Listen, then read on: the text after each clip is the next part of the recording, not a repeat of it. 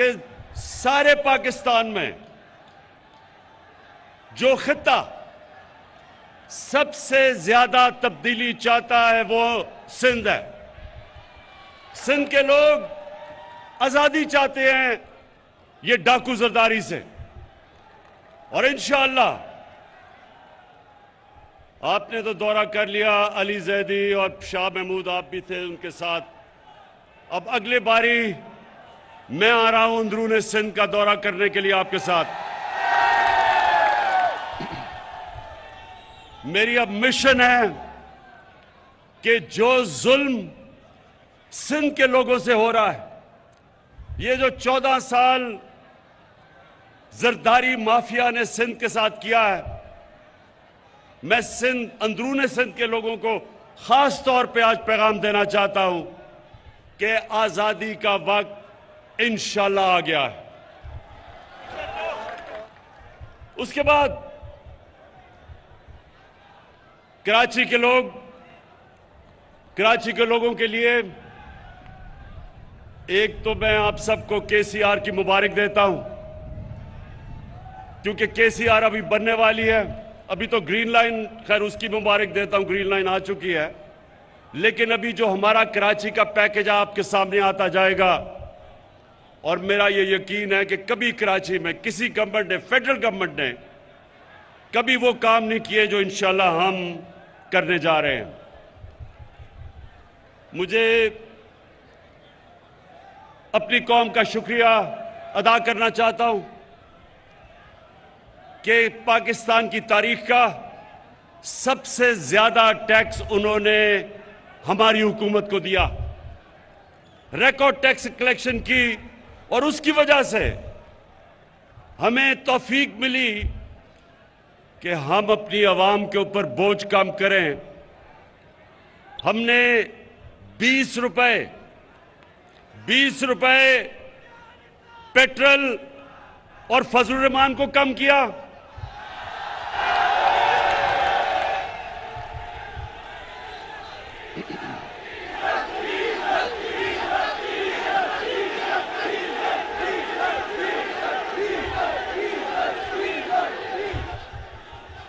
Diesel सस्ता किया, 5 रुपए यूनिट बिजली सस्ती की, जब दुनिया में दोनों की कीमतें ऊपर जा रही हैं। आज आपको हैरत होगी ये सुन के कि पाकिस्तान में पेट्रोल और फजलुर रहमान दुबई से ज्यादा सस्ता है। दुबई में अपनी उनकी जमीन से तेल निकलता है, पाकिस्तान इंपोर्ट करता है। उसके बावजूद क्योंकि मेरी कौम ने मुझे रिकॉर्ड टैक्स दिया, मैंने उसका टैक्स का फायदा अपनी कौम को पहुंचाया और महंगाई से आपको बचाया। और उसके अलावा अल्लाह का शुक्र है कि हमारा मुल्क सही रास्ते पे निकल गया है। जब तक एक मुल्क की एक्सपोर्ट्स नहीं बढ़ती, मुल्क की दौलत में इजाफा नहीं होता, तो पाकिस्तान की तारीख में सबसे ज्यादा एक्सपोर्ट्स, सबसे ज्यादा टैक्स कलेक्शन, सबसे ज्यादा रेमिटेंसेस और 4 फसलों की सबसे ज्यादा पैदावार हमारे दौर में पिछले साल हुआ। तो अल्लाह का शुक्र है कि हमारा मुल्क सही रास्ते पर निकल गया, और शायद इसीलिए ये जो डाकुओं का गुलदस्ता है, इनको खौफ आना शुरू हो गया है कि ये हर मुश्किल से ये गवर्नमेंट निकलती गई। पहले दिवालिया वाली हुकूमत मिली, बैंकरप्ट, उससे मुल्क को बचा लिया। फिर सदी में एक दफा इतना बड़ा बुरान आता है जो कोरोना वायरस का आया, अल्लाह ने उसे हमें निकाल दिया। उसके बाद अफगानिस्तान का मसला आया, उसकी वजह से या डॉलर के ऊपर प्रेशर पड़ा, क्योंकि डॉलर उधर जाना शुरू हो गया अफगानिस्तान की फिजा की वजह से, कि एक खौफ था लोगों को कि हालात क्या बिगड़ेंगे। डॉलर लिए लोगों ने तो यहां प्रेशर पड़ा हमारे पे, उससे अल्लाह ने हमें बचाया। फिर अब यूक्रेन, इसकी वजह से और ज्यादा गंदम ऊपर, तेल ऊपर, कोयला ऊपर, गैस ऊपर।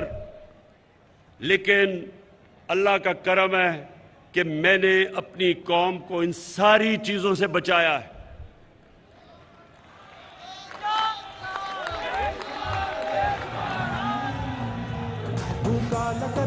तो अब आज जो मैं आपके सामने बात करना चाहता हूं, मेरे बाशऊर कारकुनों, अब जरा आराम से सुने।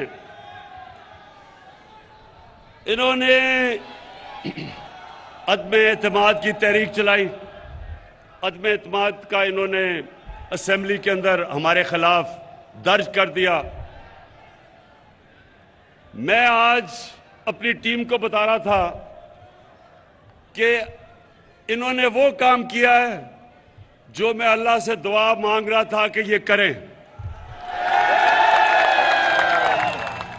असल में सुने सुने, देखिए, एक कहावत है कि जब गीदड़ की मौत आती है तो वो शहर की तरफ भागता है। तो ये चोरों के टोले की जो, इंशाअल्लाह, मैं ऊपर वाले के ऊपर एतमाद है, इनकी जो सियासी मौत आई है, इन्होंने अदम एतमाद कर दिया है।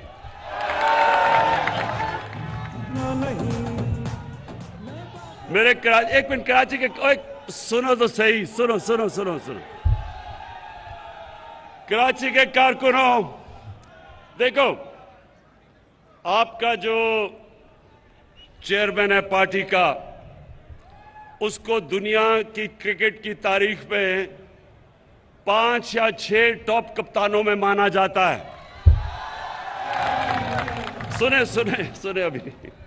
और क्यों माना जाता है?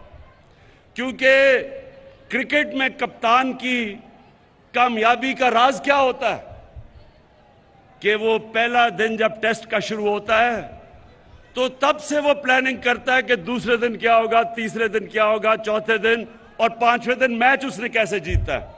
अगर उसमें ये सलाहियत ना हो, वो कामयाब कप्तान नहीं बन सकता। तो मैं बड़ी देर से इंतजार कर रहा था ये चोरों के टोले की, ये डाकुओं की। 25 साल से जद्दोजहद कर रहा हूं, 25 साल से इन चोरों के खिलाफ मैं जहाद कर रहा हूं। ये पॉलिटिक्स नहीं कर रहा, जहाद कर रहा हूं, क्योंकि मैं अपने मुल्क के लिए इन चोरों के खिलाफ लड़ रहा हूं। तो मैं, अब जरा सुने, अब मैं इंतजार कर रहा था कि ये हर 2 महीने के बाद चोर इकट्ठे होते हैं जी। आज गवर्नमेंट गई, कल गई, धरना हुआ, धरना उठा, लॉन्ग मार्च हुई। तो मैं ये 3.5 साल से मुल्क को संभाल रहा था, जो चोरी और दिवालिया निकाल के अरबों डॉलर चोरी करके ये मुल्क का बाहर लेके गए, तो हम उस मुल्क को संभाल रहे थे। लेकिन हर 2 महीने के बाद जी, अब गवर्नमेंट गई, कल गई। तो मैं सोच रहा था कि अल्लाह, ये किसी तरह ना मेरे, इनकी गर्दन मेरे हाथ में किसी तरह आ जाए। तो अब अल्लाह, सुने सुने तो सही।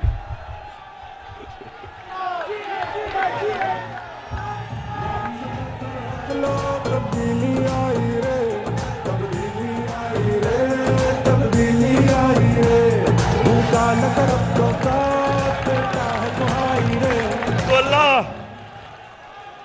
अल्लाह सुने सुने सुने, अल्लाह मेहरबान है, रहमान और रहीम है। एक इंसान जो अल्लाह से मांगता है अपनी कौम के लिए, उसकी ज्यादा दुआएं सुनता है। तो ऊपर वाले ने मेरी दुआ सुनी ली, और मैं दुआ ही कर रहा था कि किसी ना किसी तरह ये अदम एतमाद की वो दर्ज कर दे। अब क्या होगा, अब जरा सुने, मैं आपके सामने रख रहा हूं। ये उधर आ गए हैं, ये उधर फंस गए हैं, जिधर ये सिर्फ उधर फंसे नहीं है ट्रैप में, ये उधर नहीं फंसे, कि सिर्फ ये इनकी अदम एतमाद की तहरीक फेल होगी। ये इधर नहीं फंसे, कप्तान ने आगे की तैयारी की हुई है। अदम एतमाद की तहरीक जब इंशाल्लाह ये जब हम जीतेंगे, उधर मैं रुकूंगा नहीं, मैं इनके पीछे जाऊंगा, मैं इनको छोड़ूंगा नहीं। जो अब तक मेरे हाथ बंधे हुए थे, फंसे हुए थे, कभी ये मसला, कभी दुनिया का, अब जिस तरह मैंने बताया कोरोना आ गई तो लॉकडाउन हो, मेरे अब हाथ, वो जो जंजीर बली हुई थी ना, वो अब खुल जाएगी। और मैंने सुने, पहला मेरा टारगेट होगा जिसके ऊपर बड़ी देर से, जो मेरी बंदूक की नशिस्त पे बड़ी देर से उसके ऊपर आया हुआ, वो है आसिफ अली जरदारी।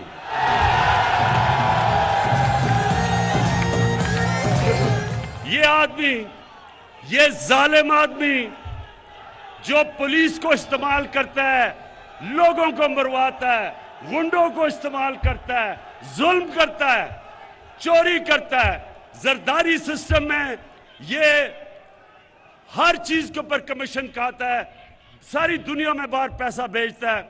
आसिफ जरदारी, तुम्हारा वक्त आ गया। अब झुकना नहीं, हर जगह ये पीछे फिरता है, पैसे के टोकरे लेके। 20-20 करोड़ की इसने रकम हमारे लोगों को खरीदने के लिए रखी हुई है। मुझे एक आदमी ने, मेरे मेहमान ने कल आके बताया, जी मुझे उन्होंने 20 करोड़ रुपया ऑफर किया। मैंने कहा ले लेता, पकड़ लो पैसे, हराम का पैसा पकड़ लो, और उसके बाद कोई पनाहगाह खोल देना, कोई लंगर खोल देना, कोई यतीम खाना खोल देना, स्वाब मिलेगा तुम्हें। लेकिन जरदारी, ये जो जब तुम्हें नैब बुलाती है तो कमर में दर्द हो जाती है। दूसरी तरफ आपने देखा होगा मकसूद चपरासी वाला। कौन है वो मकसूद चपरासी वाला? मकसूद चपरासी वाला शोबाज, जूते पॉलिश करने वाला, बूट पॉलिश करने वाला, वो इसके साथ मिल गया है, क्योंकि उसको पता चल गया है कि वक्त आ गया है।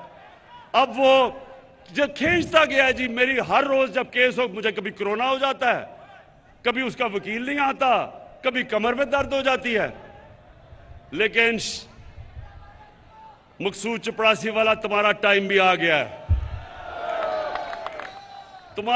तुम्हें पता है कि अगले 3 महीने के बाद तुम पूरी तरह जेल में डालोगे, और जो तुमने अरबों रुपया इस मुल्क के बाहर, अपने बेटे को बाहर बैठाया हुआ है, अपने दामाद को बाहर बैठाया हुआ है, फिक्र ना करो, उनको से पैसा हम वापस लाके बिजली की कीमत और कम करेंगे।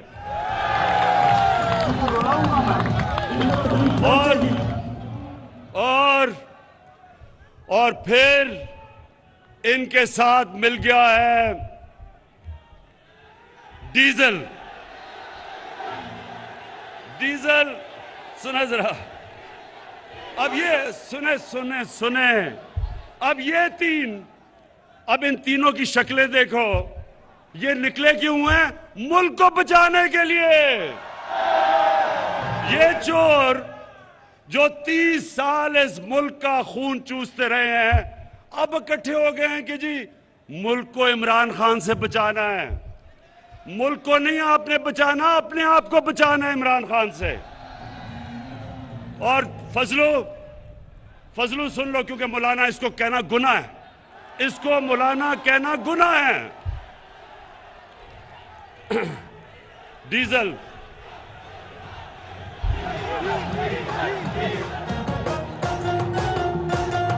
मैं देखे, इज्जत जिल्लत ऊपर वाला देता है। अब देखें, एक दीनी आदमी, जो कभी भी दीनी आदमी को तो अल्लाह की वो बातें करता है, अल्लाह को तो उसको इज्जत देनी चाहिए। इसका नाम लो तो लोग डीजल डीजल की आवाजें लगा देते हैं। शर्म की बात है। तो फजलू, मिस्टर डीजल, तुम भी तैयार हो जाओ। इसने कहा, जब इसको नैब ने बुलाया, इसके पास अरबों रुपए के असासे हैं, पता नहीं किधर से आए, क्योंकि काम तो ये कोई करता ही नहीं है। तो जब नैब ने इसको बुलाया तो कहता मैं 2000 लोग लेके चला जाऊंगा। नैब को डरा दिया इसने। फजलू, तैयार हो जाओ। ये जब फेल होगी, ये जब आपकी फेल होगी और इंशाल्लाह होगी, तो उसके बाद अगर 2000 लोग तुम नैब के बाहर लेके आओगे, 1 लाख लोग मैं लेके आऊंगा।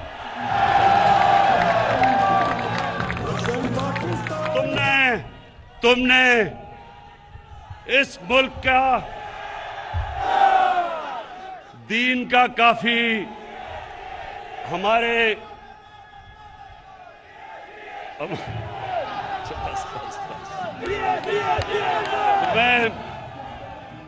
मैं अभी सुने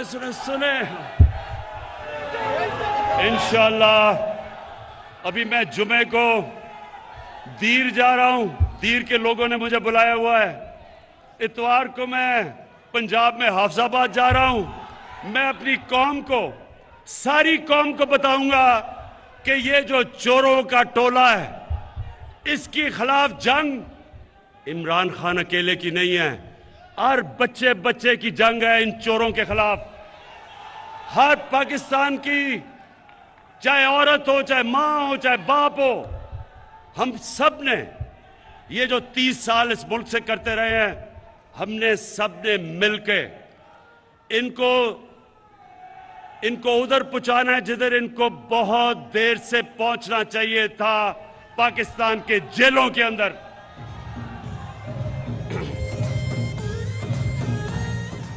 और आसिफ जरदारी, और खुदा का वास्ता है, ये अपने बेटे को खुदा के वास्ते उर्दू तो सिखा दो। 15 साल हो गए हैं, बारिश आता है 15 साल के बाद, चीनी उगता है। खुदा का वास्ता है, मैंने अंग्रेजों को 2 साल में उर्दू सीखते देखा है। 15 साल हो गए हैं, कभी इसे यही नहीं पता कि लड़की आता है या आती है, इसे ये भी नहीं पता अभी तक।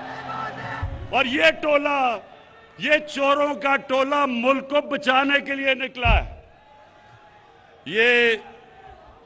ये उधर आ गए। फिर से मैं कहता हूं, जब इन करप्ट चोरों की मौत आती है तो ये आज असेंबली की तरफ जो आ रहे हैं, अल्लाह तेरा लाख लाख शुक्र है कि तूने मेरी दुआएं कबूल कर ली हैं।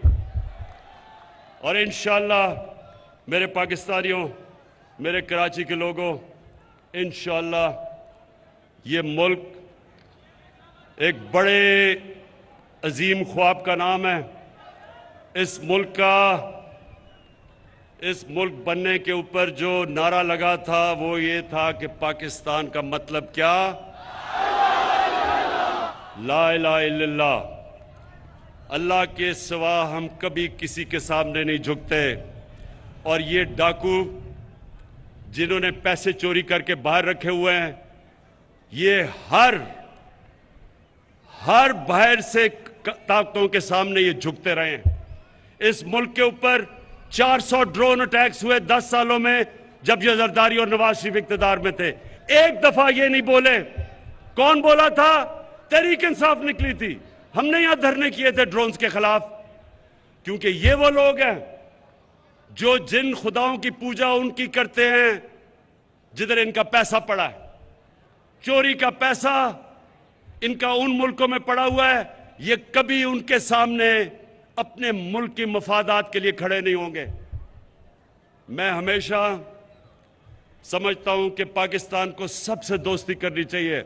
किसी मुल्क के मैं खिलाफ नहीं हूं, लेकिन मैं किसी मुल्क को यह इजाजत नहीं दूंगा कि मेरी कौम के मफादात के खिलाफ वो कोई कार्रवाई करे।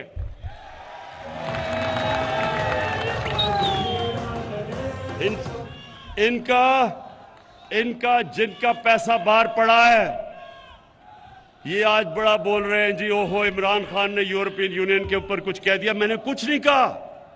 मैंने सिर्फ उनको याद कराया है कि जब हमने आपके साथ आपकी जंग में शिरकत की थी, हमारे 80,000 लोगों ने कुर्बानियां दी थी। हमारे मुल्क में कबायली इलाका हमारा तबाह हो गया था। हमारे लोगों ने नकल मकानी की थी, 35 लाख लोगों ने। मैं इनको सबको याद कराता हूं कि हमने कुर्बानी दी थी। हमारी किसी ने ना अप्रिशिएट किया, ना हमें हमारा शुक्रिया अदा किया। तो आप जब कहते हैं कि अब हम आपके साथ फिर मिल जाएं, मैं सिर्फ तब मिलूंगा जब भी आप अमन के लिए निकलेंगे। मैं अमन के में आपके साथ आऊंगा, लेकिन किसी जंग में आपका साथ नहीं दूंगा। शुक्रिया।